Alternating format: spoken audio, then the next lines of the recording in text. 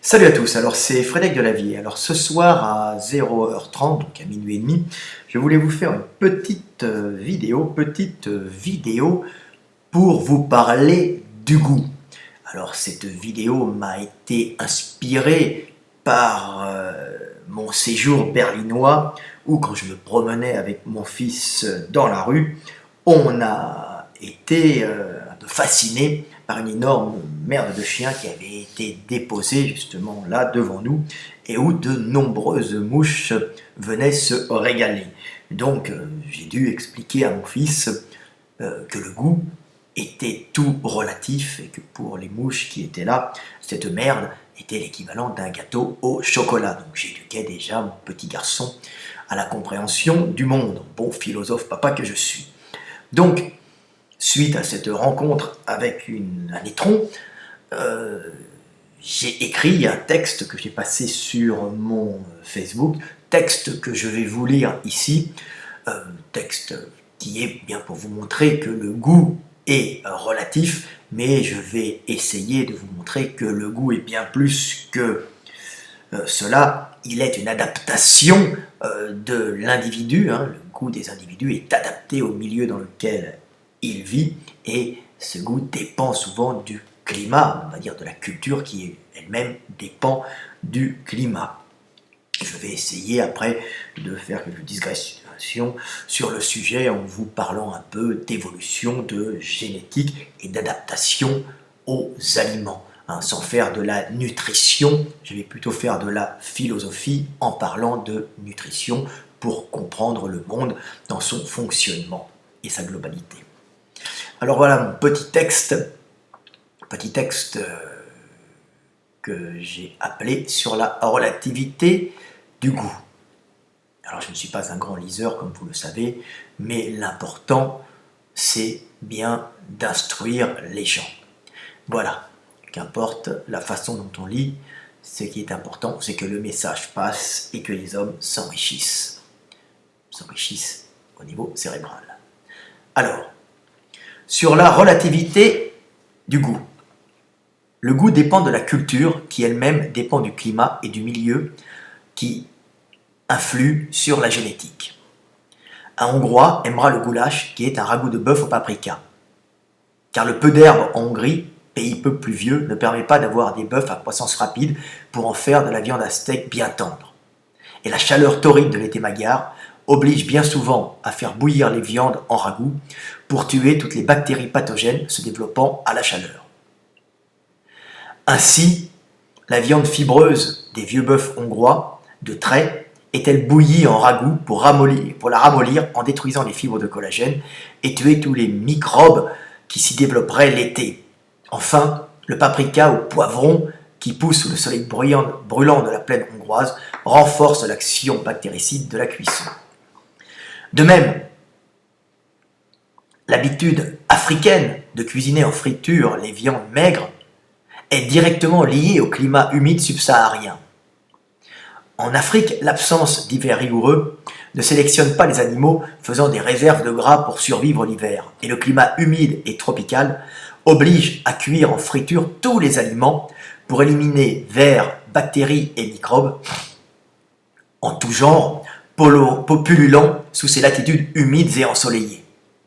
Et l'attirance des Africains pour les viandes maigres, en friture, est génétiquement inscrite en eux et a façonné les cultures culinaires africaines. Cette programmation à aimer certains aliments en fonction de son origine ethnique et géographique a été exploitée en Europe ou aux USA, avec par exemple la franchise KFC spécialisée dans le poulet frit, qui s'installe et fait ses meilleures ventes dans les quartiers à forte population subsaharienne. Quand, dans un dîner mondain de la bourgeoisie française, on me dit que je n'ai pas de goût en matière culinaire car je n'apprécie pas le vieux Bordeaux, je leur rétorque que cela dépend souvent de la génétique et de l'éducation, et que n'ayant pas été habitué dans ma jeunesse à ce breuvage, son odeur me rappelle non pas les réunions familiales rassurantes, mais les dégueulis des poivrons à la sortie des troquets des quartiers populaires. Le goût est toujours relatif, et la merde pour la mouche est un mets succulent, une source énergétique, mais aussi un lieu sûr où elle pondra ses œufs. Alors effectivement, le goût est relatif pour les individus, mais il n'est pas si relatif que ça, car il est directement fonction, si vous vous apercevez, du climat et de la génétique, et ainsi de la culture, puisque aimer le vin dépend souvent de la culture, mais aimer certains plats dépend de la culture, mais aussi de la génétique. Vous allez voir que tout est lié, qu'il y a des adaptations et que avoir bon goût varie d'un pays à l'autre. La nourriture hongroise peut paraître très très lourde et très pimentée, tout simplement parce qu'elle est pimentée et bouillie l'été pour éviter, par exemple, les bactéries qui poussent lors des étés très chauds de Hongrie.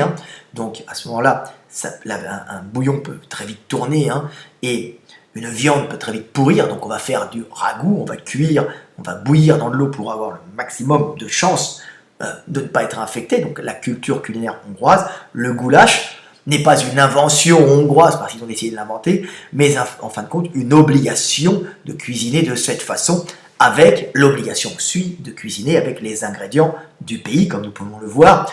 Cuisiner le bœuf en Hongrie est quelque chose de très particulier, puisqu'on ne peut pas cuisiner du bœuf, comme j'ai expliqué dans la vidéo, en steak, vu que le bœuf en steak est une pratique culinaire réservée aux pays où les vaches, les bœufs, les taureaux, les agneaux, les bovins grandissent très vite sous des climats pluvieux avec beaucoup d'herbes. Donc ils ont beaucoup d'herbes en permanence, donc ils ont une croissance rapide, alors qu'un bœuf de Hongrie sera gros, mais aura une croissance beaucoup plus lente, car il ne pourra pas accéder à autant d'herbes. Les bovins se nourrissent principalement d'herbes fraîches, donc il y en a moins, donc ils grandissent plus lentement, ils ont un métabolisme un peu différent, une croissance plus lente, car il y a peu d'herbe, et donc on ne peut pas faire des quantités énormes de steak, tout simplement. Donc on a des vieux bœufs, des vieilles vaches qu'on va utiliser pour le trait, ou pour un peu le lait, et qu'on tuera plus tard, c'est-à-dire que la viande aura vieilli, elle aura fait des cicatrices, les muscles auront travaillé, il y aura eu des fibres de collagène qui ont été dégradées par le temps, par l'âge, ne seront plus rectilignes, elles seront un peu cicatricielles, donc ça sera comme du chewing-gum, et ça sera difficile à mâcher en steak. Il faudra donc les faire bouillir pour justement détruire ce collagène des vieux animaux. Tout simplement, donc on voit qu'en Hongrie, peu de bœuf, vieux bœuf, donc obligation de les faire bouillir, et bouillir l'été, surtout parce qu'en plus on risque l'infection, et on rajoute du paprika parce qu'il y a du paprika en Hongrie, il fait beau, et donc on peut manger, et le paprika en plus, donc le piment, augmente justement rajoute un pouvoir, on va dire, bactéricide, limitant les risques d'infection. Vous voyez que tout est lié, pareil pour l'Afrique, ce que j'ai expliqué. Alors je parle de l'Afrique subsaharienne humide, où il y a beaucoup de bactéries, tous ces Africains, des cultures culinaires africaines qui sont sous les tropiques, et on peut s'apercevoir que où la viande est boucanée, la viande de brousse, donc elle est cuite très très très très longtemps et fumée, ce qui tue toutes les bactéries, et asséchée en même temps, donc plus d'eau, donc plus de bactéries qui peuvent se vivre dans l'eau, où elle est bouillie avec des huiles de friture parce qu'il y a beaucoup de noix, ça pousse là-bas, donc on peut broyer des noix et faire de la friture, et la friture a l'avantage de tuer radicalement toutes les bactéries et les vers. Donc les Africains ont tendance à manger frit et épicé, bien sûr, parce que c'est une façon de tuer les bactéries et de ne pas mourir emporté par une bactérie pathogène, par un microbe qui pourra vous tuer, ou de choper un ver qui va vous tuer. Alors ça, c'est mes amis africains qui me racontaient ça, qu'il faut absolument, culturellement, ils frient les aliments, car bien sûr, on ne veut pas mourir. Les gens le font inconsciemment, c'est rentré dans la culture culinaire, on va dire dans la culture, mais c'est un besoin des populations qui sont là-bas. Il y a même une adaptation génétique, puisque mes amis africains qui mangeaient de la friture me disaient que pourtant ce sont des huiles cuites qui sont censées pas très bonnes pour la santé, mais il y a une espèce de résistance qui se fait des Africains à ces graisses cuites, qui leur permet évidemment de ne pas forcément avoir un trop mauvais taux de cholestérol ou bien d'avoir des mauvaises graisses qui risquent d'endommager les tissus, d'endommager les tissus des artères en pénétrant dans les petites infractuosités, dans les petits défauts des artères et venant à ce moment-là créer des gros problèmes de santé. Donc il y a une espèce d'adaptation génétique, sûrement les moins résistants sont morts, et il y a une adaptation aux graisses saturées, aux mauvaises graisses, donc on va dire au mauvais cholestérol chez ces Africains. Alors je ne suis pas nutritionniste, mais c'est ce que m'ont dit les gars du terrain, puisque grâce à Internet on a des gars du terrain, et ils me disaient même que ils avaient décidé, comme disait la musculation, d'arrêter ces graisses saturées. Et en arrêtant ces graisses saturées, ils ne se sentaient pas bien du tout. Donc il y avait comme une adaptation à ce qu'on appellerait de la sale bouffe, de la bouffe de merde. Ben oui, mais eux sont habitués à cette bouffe parce qu'elle les protège, d'un certain sens, contre un danger bien plus grave qui est les bactéries, les vers, les parasites en tout genre. Donc vous voyez, il y a des adaptations humaines à la nourriture. Alors comme je dis, il y a KFC, bien sûr, qui joue là-dessus. Cette attirance génétique, pas que culturelle, des Africains subsahariens pour les viandes maigres. Viandes maigres, pourquoi? Parce que les animaux n'ont pas de gras, ne stockent pas, parce qu'il n'y a pas de manque calorique en Afrique subsaharienne humide. Donc il y a en permanence de la nourriture, donc les animaux ne font pas de réserve de gras, sont très secs, donc, mais en même temps, donc, a l'habitude de manger de la viande sèche, mais en même temps frite. Donc c'est cette habitude qui s'inscrit génétiquement dans la population africaine de toutes ces bandes humides et tropicales d'Afrique, qui est utilisée par les grosses chaînes comme KFC pour attirer justement de l'Africain pour manger justement du KFC, du Kentucky Fried Chicken, qui est une nourriture qui correspond parfaitement aux attirances culinaires, gustatives et génétiques des Africains. Culturelles et génétiques, comme je le dis, les deux sont liés, mais on peut très bien être un Africain qui vit en Europe et qui à ce moment-là se tourne vers des nourritures européennes et qui a une attirance culturelle parce qu'il a vécu en Europe, ce qui ne veut pas dire qu'il aura forcément une bonne réaction physiologique aux aliments européens. Alors là-dessus, on peut s'apercevoir, c'est des trucs assez marrants, que les Indiens, alors pas les peaux rouges, mais les petits Indiens d'Inde, paradoxalement, sont souvent, eux, végétariens. On peut s'apercevoir, alors là je vais revenir un peu sur les mythes modernes, on est tous végétariens, on doit manger moins de viande. Effectivement, on mange sûrement trop de viande dans nos pays industrialisés, mais il faut savoir que l'Européen de base, comme un peu le Chinois, sont des mangeurs de viande. Alors sans en manger énormément, ils en ont absolument besoin pour en tirer les protéines, mais de façon bien plus importante pour eux, les acides gras essentiels, les Européens, qu'ils ne synthétisent pas si facilement à partir des végétaux.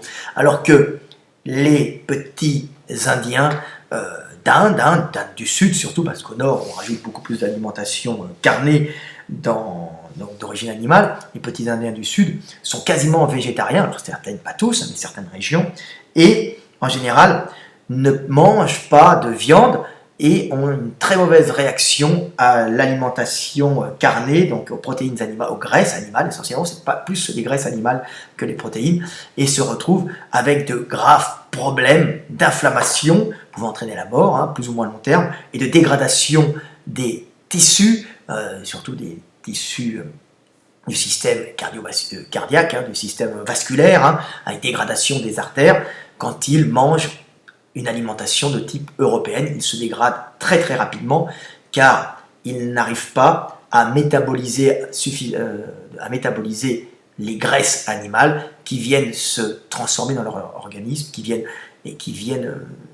je crois que c'est l'acide arachidénoïque, je crois, les spécialistes me le diront, qui finit par dégrader complètement leur organisme et créer en même temps des inflammations intestinales et ça peut entraîner la mort. Donc ils sont réellement végétariens, pour les gens qui parlent de végétarisme, ils sont réellement quasiment végétariens, mais ont cette capacité de tirer plus facilement les acides gras essentiels à partir des végétaux, ce que les Européens ont beaucoup plus de mal à faire, car ils sont carnivores, on partie carnivore, ils sont omnivores avec tendance à manger de la viande, mais surtout à utiliser du gras animal pour justement survivre, pour pouvoir vivre. Donc ils se sont habitués à cette nourriture et justement ont l'habitude de métaboliser plus facilement les acides gras, les graisses tirées de la nourriture animale, alors que les petits Indiens d'Inde du Sud, eux, ont énormément de mal. Donc on voit que ces deux peuples différents, deux types de cuisine différentes, mais deux adaptations génétiques à des nourritures aussi, donc on n'est pas du tout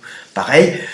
Quand les bobos veulent devenir végétariens, faut absolument qu'ils voient d'où ils viennent, hein, et qu'ils sachent se complémenter d'une façon intelligente, et non, on ne devient pas végétarien quand on le désire comme ça, hein.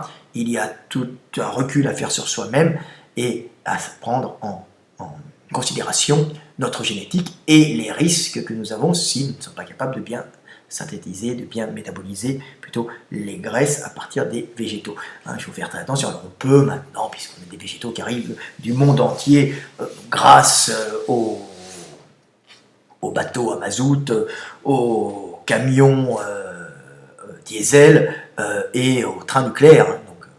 Vous voyez ce que je veux dire, c'est qu'il y a beaucoup d'hypocrisie là-dedans pour le bobo qui se donne bonne conscience. Voilà. Donc voilà ce que j'avais à dire sur les goûts. Vous voyez que ça varie d'un individu à l'autre. Je me souviens d'une amie qui m'avait emmené dans un restaurant végétarien indien. Hein. Bon, heureusement, je n'ai pas passé la nuit avec elle, car c'était juste une amie, mais heureusement je n'ai pas passé la nuit avec elle, car de toute façon c'était une amie, et en plus, je n'aurais pas pu, vu les dérangements intestinaux que cette nourriture 100% végétale, pleine de fibres et de végétaux que je ne connaissais pas, m'a occasionné. Si vous voulez, en termes plus simples, j'ai gonflé, j'ai eu des flatulences, et j'ai pété toute la nuit, ce qui était une preuve que je ne digérais pas très bien ces aliments. Alors il n'y a pas que le fait de pouvoir se faire une flore intestinale adaptée, il y a aussi des fois une génétique qui n'est pas adaptée à une nourriture 100% végétale ou trop fibreuse. Donc il faut tout le temps prendre du recul là-dessus. Voilà ce que j'avais à dire. Donc je vais terminer avec un peu de... encore sur le goût. Hein. Sur le goût, on entend le professeur Henri Joyeux qui vend sa soupe. Alors malheureusement, c'est un vendeur de soupe qui dit des fois des choses intelligentes, mais qui des fois dit de grandes bêtises en disant que nous ne sommes pas faits pour boire du lait ou manger du gluten. Alors moi j'ai surtout entendu sur le lait, ce qui est assez faux. Alors certains me diront oui, mais les produits ont été dénaturés, le blé n'est plus le même qu'avant, et le lait pas de pesticides. Ceci dit, il raconte des bêtises sur le lait qui sont énormes en disant que nous n'avons pas besoin de boire du lait. Alors moi par exemple, je n'ai pas besoin de boire beaucoup de lait parce que je suis sûrement hérité du côté méditerranéen de mes ancêtres, donc je ne suis pas un grand buveur de lait et l'absence de lait ne me gêne pas vraiment. De plus, je ne suis pas quelqu'un de très grand, mais il faut savoir que pour les habitants du Nord, surtout les habitants autour de la Baltique, Sud-Baltique, on va dire toutes ces populations vikings qui avaient colonisé un peu, les vikings c'est venu après, mais qui avaient colonisé ces populations, qui avaient colonisé le sud de la Baltique, ce sont des régions très pluvieuses où il y a beaucoup d'herbes, donc beaucoup de vaches, et depuis plusieurs milliers d'années, ces gens-là sont habitués à manger, à boire du lait, à manger des produits laitiers, et donc il y a à ce moment-là une sélection, en dehors du fait qu'il y a une adaptation au lactose, donc par mutation sélectionnée qui génère l'enzyme lactase permettant de digérer le lactose contenu dans le lait. Il y a des populations qui habitent par exemple dans les régions méditerranéennes ou même en Asie, alors c'est un peu différent l'Asie, n'ont pas forcément cette adaptation à boire du lait, donc cette capacité de boire du lait cru, hein, et de digérer le lactose, mais les habitants baltiques, sud-baltiques, hein, tout ce qui est Lituanie, Allemagne, Pologne, Allemagne du Nord, Hollande, allez, on va dire même, on va remonter, mais c'est pas sud-baltique, en remontant même les populations qui après ont envahi l'Angleterre, donc qui permet de faire beaucoup de lait de vache aussi, hein, l'Irlande, ça, parce que c'est pluvieux avec de l'herbe. Hein. Alors toutes ces populations du nord, le nord de l'Allemagne et la Hollande, c'est des pays à fromage, à lait, hein, bien sûr. Bah, ce sont des régions qui utilisent le lait depuis des milliers d'années et où les hommes ont été sélectionnés génétiquement pour digérer parfaitement le lait, mais plus que ça, le lait et le cochon qui étaient là-bas, hein, leur a permis d'avoir un apport calorique important et stable depuis des milliers d'années, ce qui fait qu'il n'y a pas eu de sélection génétique, hein, sur les petits, c'est-à-dire sélection génétique sur les petits, c'est-à-dire les petits étant plus économiques et consommant donc moins d'énergie, ce sont ceux qui survivent en cas de baisse calorique et de diète, puisqu'un grand balèze consomme beaucoup.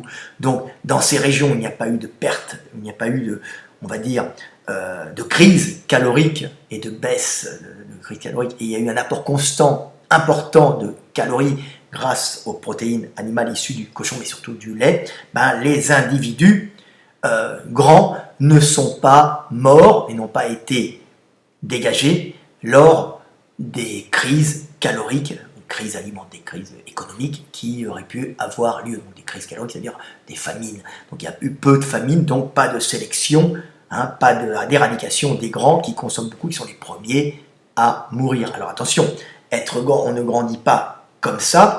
Il y a tout simplement, grâce à cet apport de calories et de calcium donné par le lait, et puis de calories données aussi par le cochon, il y a eu à ce moment-là des mutations qui n'ont pas été éliminées, donc c'est les mutations faisant les grands, hein, puisqu'un grand, c'est une programmation génétique pour pousser au niveau du squelette, donc en général c'est au niveau des cartilages de conjugaison, hein, où pousse le squelette en longueur, hein, dans les muscles, dans les os longs, hein, mais il y en a partout, hein, mais en général, donc ce sont des mutations qui entraînent un agrandissement du squelette, et donc un agrandissement aussi du système musculaire, il y a aussi des mutations pour le système musculaire. Donc ces mutations entraînant le développement en proportion et en volume des individus, hein, n'ont pas été éliminés par la baisse calorique ou l'absence momentanée de calories. Donc conservation des grands, ça fait des grands balèzes, des grands vikings, des grands mecs qui par contre ont besoin de beaucoup de lait, ont besoin de beaucoup de calcium pour justement grandir, pousser en hauteur et se développer, car ils ont ces mutations leur permettant d'être grands. Donc ils ont besoin justement d'une alimentation permanente riche, parce que si on leur enlève, ils vont faire du rachitisme, ils vont faire des carences alimentaires, car ce sont de gros consommateurs d'énergie génétique et de grands moteurs. Alors c'est un avantage pour construire des routes, pour bâtir, pour aller avec une grande hache à la conquête du monde et aller emmerder les voisins, mais c'est un inconvénient en cas de crise économique. Donc voilà, vous comprenez pourquoi les Allemands sont sélectionnés génétiquement à boire du lait de veau. Alors le professeur Henri Joyeux disait que le lait de veau, c'est un lait qui est fait pour le développement d'un veau qui va devenir un bœuf, il va devenir très gros, et en aucun cas, avec les enzymes, avec les... comment ça s'appelle, les hormones, avec l'IGF-1, tout ça dedans, et en aucun cas pour les humains, sauf que M. Henri Joyeux a oublié qu'il y a une symbiose humain-vache, si vous voulez, humain-bovin, où justement il y a une sélection génétique des individus adaptés à ce que produisent les vaches, et il y a aussi une sélection, et ça pratiquée par les hommes génétiques, des vaches produisant le plus de lait. Ah voilà, tout simplement. Donc ce monsieur Henri Joyeux est joyeux, mais est un peu triste dans sa façon de penser le monde, puisqu'il n'a pas compris que nous étions les enfants du climat et que d'un individu à l'autre, les besoins caloriques, les besoins alimentaires varient, et que le lait de veau est adapté aux Allemands, aux Lituaniens, aux Hollandais, parfois aux Français aussi du Nord, hein, mais c'est une alimentation qui n'est pas que pour le veau, puisqu'il y a maintenant des mutations génétiques qui font que nous sommes adaptés à ces laitages. Alors bien sûr, il y a des zones où les hommes ne sont absolument pas adaptés à ça, hein, ou quand ils boivent du lait, c'est un poison, ils ont des allergies. Pareil pour le gluten, hein, contenu dans certaines céréales. Hein.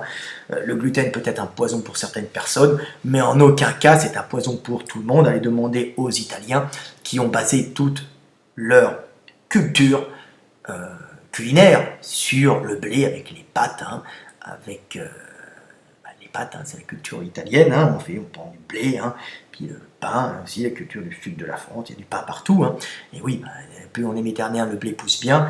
Vous imaginez que les mecs allergiques au gluten, ils n'ont pas tenu, et ce sont des populations où il y a moins d'allergies au gluten. Évidemment, les blés ont changé, il y a eu des mauvais blés qui arrivent, appauvris, mais globalement, il y a des populations adaptées à ça. Puis on peut voir que la culture, par exemple, de la pizza, c'est beaucoup de blé, peu de viande, avec un très bon goût, parce qu'il n'y a pas beaucoup d'herbes, hein, il y a du bœuf, mais il n'y en a pas tant que ça en Italie. Hein. Alors on a une grande galette de blé, on est parfaitement adapté génétiquement pour digérer le gluten et assimiler cette protéine. Hein.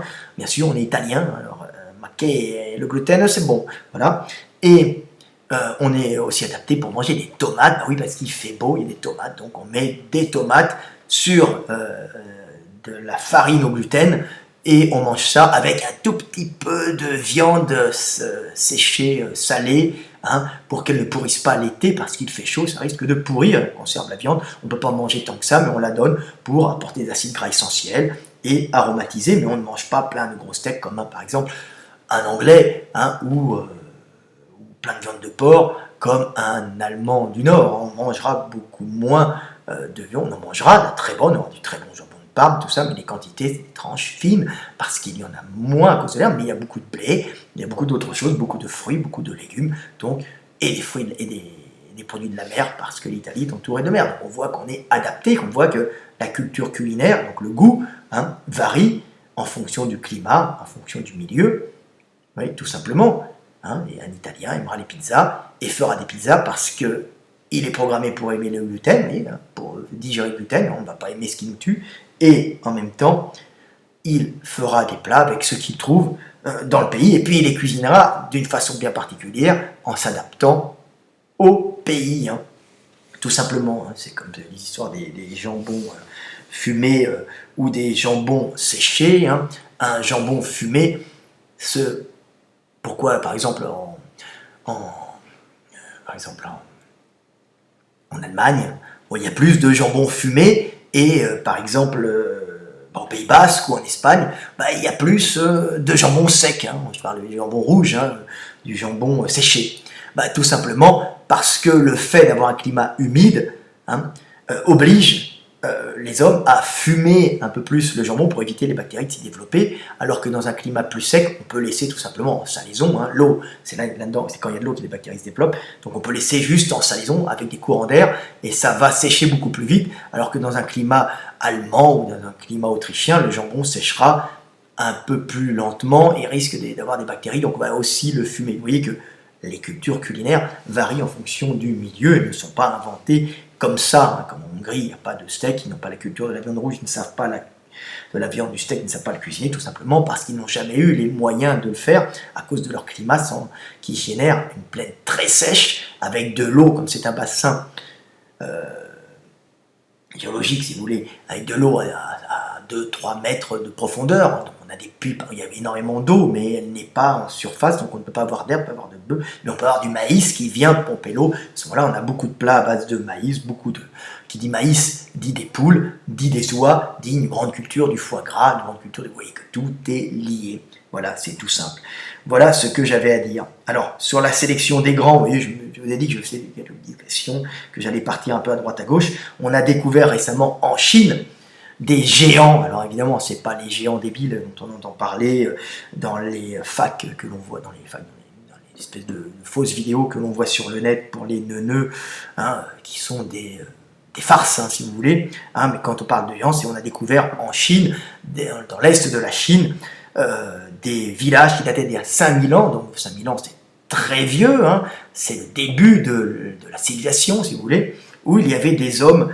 On a retrouvé un squelette d'1,90 m, hein, et d'autres qui mesuraient 1,80 m, donc des populations très très très grandes pour cette époque, alors que la moyenne de la Chine était beaucoup plus petite, et la moyenne de l'Europe encore plus. Donc on suppose qu'il y a eu une sélection des grands, hein, tout simplement parce qu'il y avait une richesse de la région qui faisait qu'il y avait un apport constant en calories, donc en nutrition. Donc il y a eu des mutations qui ont sélectionné les grands, et il n'y a pas eu de crise économique pendant plusieurs centaines, voire milliers d'années peut-être, ou bien en tout cas au moins plusieurs centaines d'années, sélectionnant des grands individus, pas sélectionnant, mais n'éliminant pas les grands individus et permettant justement de conserver les mutations sur les grands costauds balèzes consommateurs d'énergie. Donc on s'est retrouvé avec justement en Chine, il y a moins 5000 ans, une période de stabilité et d'abondance calorique car ils avaient la culture du millet et en même temps le cochon, et ça a permis de conserver quelque temps une mutation qui justement qui devait être la même mutation qu'on a retrouvée ou assez similaire, parce qu'il y a plusieurs gènes influent sur la croissance osseuse et musculaire, bien sûr, mais ça a conservé justement l'apport calorique important, n'a pas justement fait éliminer cette mutation entraînant le développement en taille et en volume des individus. Alors j'ai vu les squelettes, c'est particulièrement impressionnant, c'est vraiment des balèzes avec un squelette massif, c'est pas des grands, longs, donc on voyait qu'il y avait un bon apport calorique, et que ça faisait des mecs costauds parce qu'il y a un apport calorique avec le millet, développement culturel, plus millet et cochon. Donc, non-élimination des grands et non-sélection des petits, puis les grands ont un avantage, c'est qu'ils travaillent bien, ils peuvent défendre le territoire des envahisseurs, et ils travaillent bien au champ, donc, surtout quand ils sont bien nourris, mais bon, ça consomme beaucoup. Voilà, alors il y a cette même mutation qui avait été découverte, par exemple, en Serbie, où, vous savez, la Serbie, ils ont je crois que c'est le record en taille, Serbie et Croatie, certaines régions qui sont proches, record en taille, ce sont des populations qui vivent là depuis très longtemps, qui sont assez fermées, qui ont des contacts, mais qui restent entre elles, donc conservation de mutations et zone très riche, qui fait qu'il y a conservation de certaines mutations entraînant des tailles importantes chez les individus. Alors on peut rencontrer ça, c'est très intéressant, c'est la taille est liée toujours à l'apport calorique constant, n'entraînant pas l'élimination des grands, des mutations. Donc les grands, c'est des mutations entraînant le développement osseux et le développement du système musculaire aussi.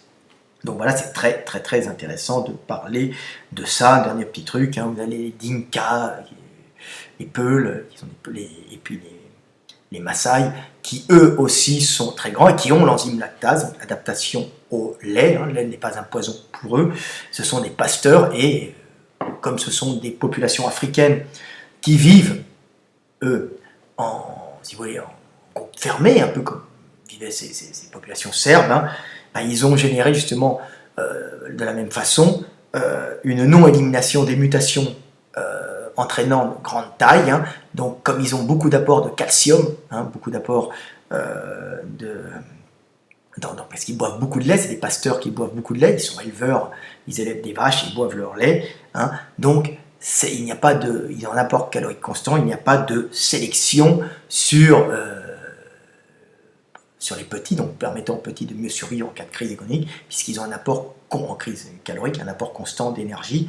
Donc il y a conservation des mutations entraînant un développement en longueur, surtout au niveau des cartilages de conjugaison.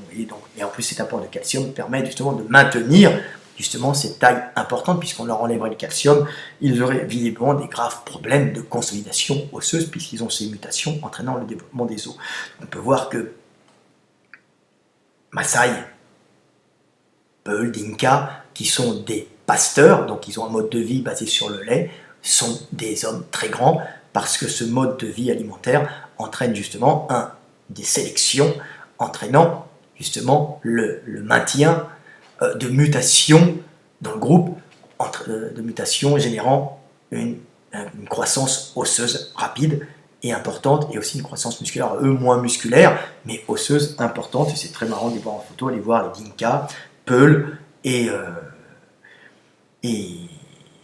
Maasai. Alors Maasai, ils sont assez costauds aussi. Alors c'est marrant de voir que les Maasai ont des alimentations assez proches de celles des Allemands. Ils mangent des patates douces, ils mangent du chou, comme les Allemands, puisque ils ont du chou pour l'hiver, les Allemands, et ils boivent beaucoup de lait, ce qui fait des grandes personnes en taille, tout simplement.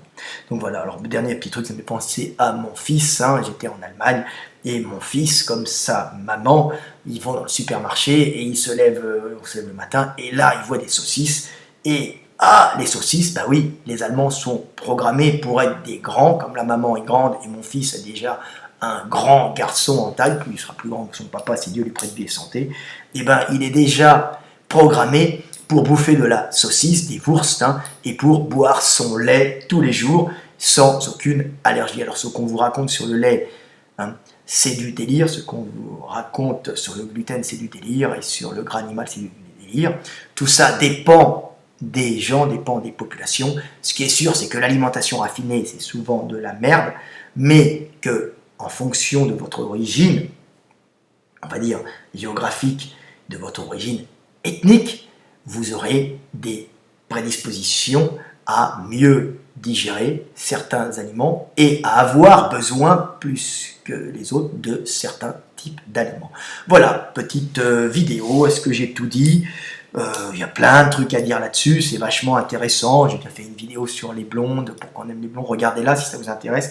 Je parle un peu de ces adaptations au lait et de toutes ces caractéristiques physiques qui se conservent, pas d'une façon stupide, hein, pas d'une façon aléatoire, mais vraiment qui se conservent pour la survie de l'espèce. Et regardez ma vidéo sur pourquoi on aime les blondes aux yeux bleus, hein, pourquoi les blondes aux yeux bleus ont été conservées, vous verrez qu'il n'y a rien d'aléatoire là-dedans et que le monde est particulièrement bien fait.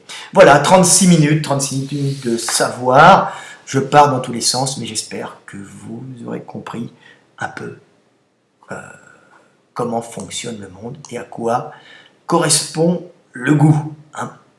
Le goût varie d'un individu à l'autre et comme je l'ai dit, hein, la merde pour une mouche est fantastique, hein, pour elle.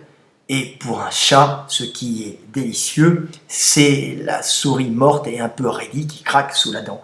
Mais bien sûr, parce qu'ils sont habitués à manger ces aliments, et ces aliments leur permettent de vivre, de croître et de se multiplier. Et les hommes en mangent d'autres. Allez, c'était Fred Delavier, à bientôt!